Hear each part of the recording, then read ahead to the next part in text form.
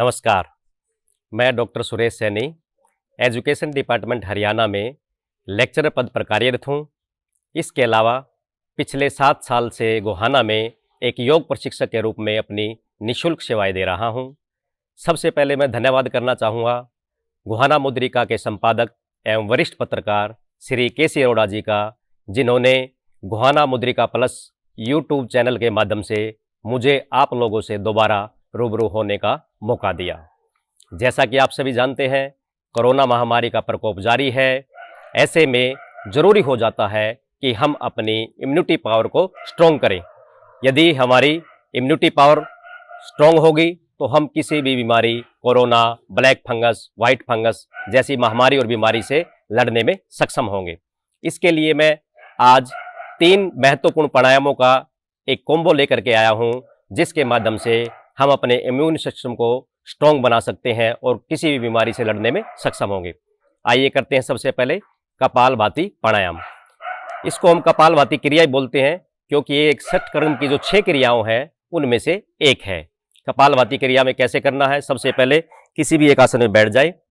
मैं पद्मासन में, अर्ध पद्मासन में बैठा हुआ हूँ। आप सुखासन में कैसे बैठ सकते हैं। यदि कोई बुजुर्ग है, घुटनों में दर्द है, ऐसे नहीं बैठ सकता तो चेयर पर बैठकर भी कर सकता है। हाथ हमारे किसी भी एक मुद्रा में हो।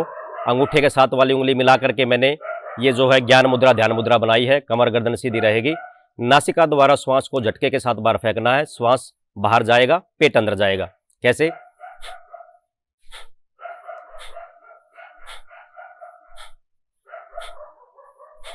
एक सेकंड में एक स्ट्रोक लगाएं।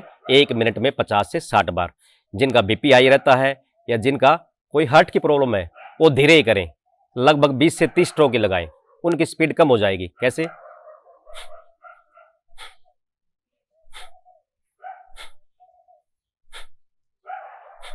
कमर गर्दन सीधी रहेगी, आंखें धीरे से बंद रहेंगी। और इसके लिए विशेष ध्यान रखें कि जिनके पेट का ऑपरेशन हुआ है या जिनकी हार्ट की बाईपास सर्जरी हुई है वो लगभग 6 महीने तक इस क्रिया को, इस प्राणायाम को न करें या फिर डॉक्टर की राय से करें। इसके अलावा महिलाएं प्रेगनेंसी के दौरान और पीरियड्स के दौरान जो है इसे न करें। या जिनको गैस्ट्रिक अल्सर है या हर्निया की प्रॉब्लम है वो भी जो है इसको न करें। कपाल का अर्थ होता है माथा, भाति का अर्थ चमक, अर्थात इससे हमारे पूरे माथे पर, मुखमंडल पर जो है चेहरे पर चमक आती है, ओज आती है, कांति आती है। इससे हमारे पेट संबंधी समस्त रोग, गैस, एसिडिटी, अफारा, बदहजमी, अपचन, ये सब बीमारियां दूर हो जाती हैं। और ये बीमारियां दूर हो जाएंगी, पेट बिल्कुल स्वस्थ हो जाएगा। और पेट स्वस्थ रहेगा तो अधिकतर बीमारियों से छुटकारा मिल जाएगा। इससे जो है हमारा HB बढ़ता है, होमोग्लोबिन बढ़ता है। और ब्लड का जो है शरीर के अंदर क्या रोल होता है वो आप सभी जानते हैं।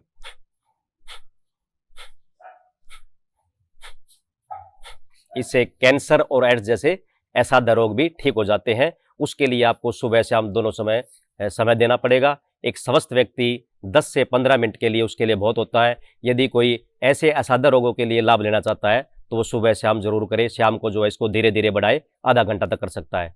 शुरुआती दौर में जो है इसको 2 मिनट करे, 3 मिनट करे, 5, 7 ऐसे बढ़ते बढ़ते उसको बढ़ाएंगे। यदि पहले ही दिन आप 10-15 मिनट करेंगे तो पेट में दर्द होने लग जाएगा और बीच में कमर दुखने लग जाए तो पीछे हाथों का सहारा दे सकते हैं। तो मैं बता रहा था इसके लाभ जो है, इससे कैंसर और एड्स जैसे असाध्य रोगों के लिए लाभकारी है। इसके अलावा जो है कोई सफ़ेद दाग है, सोराइसिस है, इनफर्टिलिटी है और शरीर में कहीं भी गांठ है तो वो गांठ भी पिघल जाती है, डिजोल्व हो जाती है। तो बहुत अधिक फायदे हैं इसके। जब पेट ठीक रहेगा तो सारी बीमारियां ठीक रहेंगी।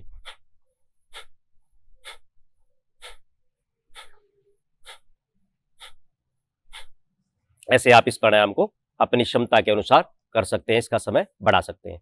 आइए अब करेंगे अनुलोम विलोम प्राणायाम। अनुलोम विलोम प्राणायाम में भी जो आप किसी भी एक आसन में बैठ सकते हैं। जैसे मैं बैठा हुआ हूँ, वज्रासन में बैठ सकते हैं, किसी भी एक आसन में बैठ जाए। सबसे पहले क्या करना है, दाएं अंगूठे को दाएं नासिका पर रखेंगे। एक हाथ जो हमारा खाली है उसको ज्ञान मुद्रा, ध्यान मुद्रा में। फिर बाएं से श्वास लें और दाएं से खाली कर दें। अब जिससे खाली किया उससे दोबारा श्वास लें और पहले से खाली कर दें। दाएं नासिका पर ये अंगूठा लगाएंगे ऐसे, और बाएं नासिका पर एक उंगली इधर छोड़ दे, एक इधर छोड़ दे। बीच वाली जो है ये हमारी मिडिल फिंगर और रिंग फिंगर ऐसे रखेंगे। ये रहेगा।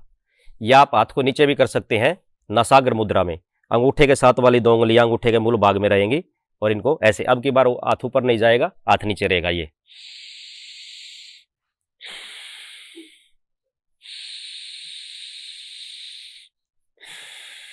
श्वास कैसे लेना छोड़ना है मैं आपको हाथ के इशारे से बताता हूं। श्वास लिया,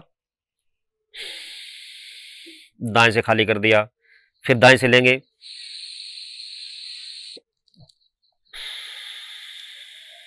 बाएं से खाली कर देंगे।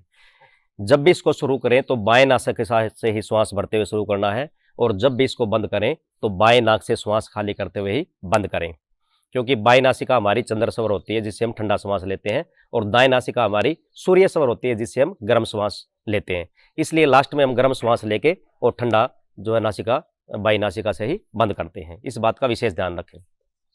अनुलोम विलोम प्राणायाम जो है बहुत से रोगों के लिए लाभदायक है, और इसमें जैसे हमारा हार्ट स्वस्थ रहता है, फेफड़े स्वस्थ रहते हैं, और हमारा ब्लड प्रेशर नॉर्मल रहता है, शुगर डायबिटीज नॉर्मल रहती है, जिनको नेत्र ज्योति जो कमज़ोर हो गई है, जिनको आंखों की शक्ति कमज़ोर हो गई है, या शुरुआती दौर में चश्मे लग जाते हैं, वो चश्मे भी उतर जाते हैं।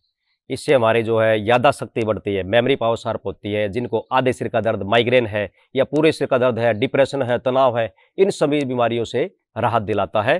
तो इसको जो है ज़रूर करें। शुरू में इसको 5 मिनट, 7 मिनट, 10 मिनट ऐसे बढ़ाते बढ़ाते आप जो है एक ही सीटिंग में आधा घंटा या उससे ज़्यादा भी कर सकते हैं। एक स्वस्थ व्यक्ति जो है 10 से 15 मिनट कर ले, उसके लिए बहुत होता है।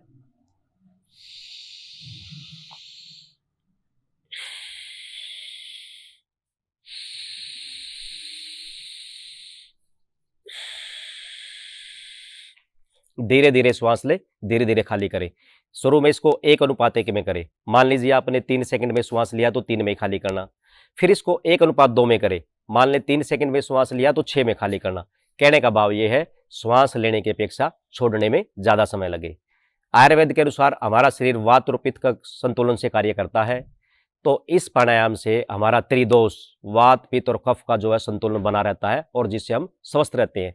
जब हम श्वास लेते हैं और छोड़ते हैं तो इस प्रकार जो हमारी हार्ट की जो आर्टरीज होती है, उनके अंदर जो ब्लॉकेज होते हैं वो ब्लॉकेज खुल जाते हैं, और हमें हार्ट अटैक होने की संभावना न के बराबर हो जाती है। इससे कफ रोग ठीक होते हैं, बैड कोलेस्ट्रॉल जो है दूर हो जाता है। इस प्रकार की समस्याओं में निदान देते हैं। और इसमें एक बात का ध्यान रखें, वो सभी कर सकते हैं, कोई सावधानी नहीं है, लेकिन जब आपके नाक रुके हुए हैं या आपको ज़्यादा जुकाम है तो ऐसी स्थिति में नहीं कर पाएंगे, उसमें नहीं करना है। बाकी सभी किसी भी मौसम में कैसे भी सुबह शाम कर सकते हैं।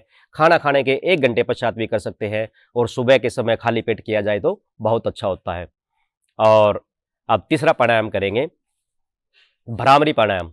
भ्रामरी इसके नाम से क्लियर है, भंवर, भंवरे से लिया गया है। अर्थात इस आसन की अंतिम अवस्था में हमारी नासिका से ऐसी आवाज निकलती है जैसे एक भंवरा गूंजता है। कैसे करना है?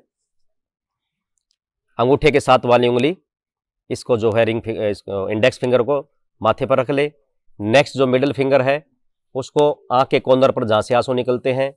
नेक्स्ट हमारी जो रिंग फिंगर है उसको नाक के अग्रिम भाग पर, और जो लिटिल फिंगर है उसको नाक नासिका के आगे रख लेंगे। ऐसे रख सकते हैं।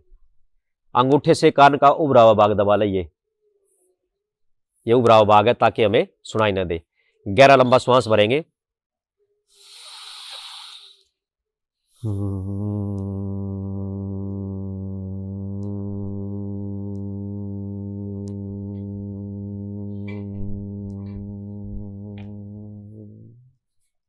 गहरा लंबा श्वास लिया और नासिका से धीरे धीरे खाली करेंगे। अगर ऐसे उंगलियां नहीं लगानी आए तो सभी उंगलियों को मिला ले। ऐसे अंगूठे के साथ वाली उंगली माथे पर, शेष 3 उंगलियों को मिला करके यहां पर धीरे से रखेंगे, दबाना नहीं है। और फिर करें।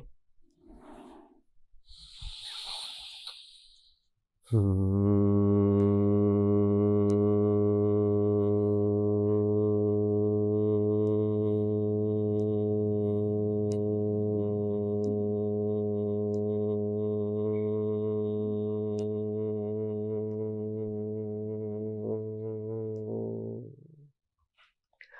ऐसे भी हाथ दुखने लग जाए तो आप ये ऐसे अंगूठे से कान का उभरा भाग दबा करके ऐसे भी कर सकते हैं।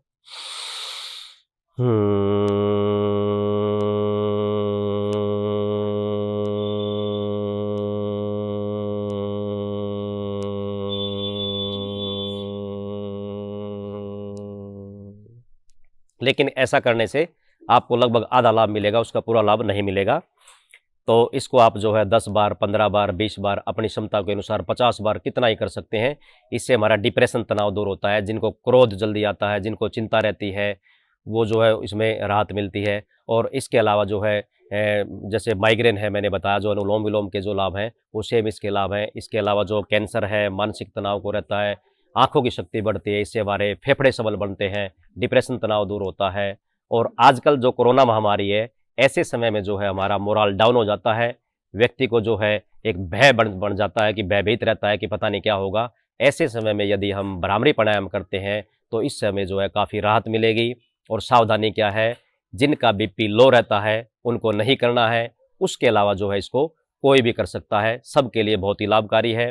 तो आज मैंने जो आपको ये 3 महत्वपूर्ण प्राणायाम बताए, इनके अलावा आप और भी प्राणायाम है, और भी आसन है, उनको भी कर सकते हैं। लेकिन आपके पास समय का अभाव है तो केवल आप इन 3 प्राणायामों को कर लेते हैं तो इनसे भी हम जो है स्वस्थ बने रहते हैं, हमारा इम्यून सिस्टम स्ट्रांग बना रहता है। आज के लिए इतना ही।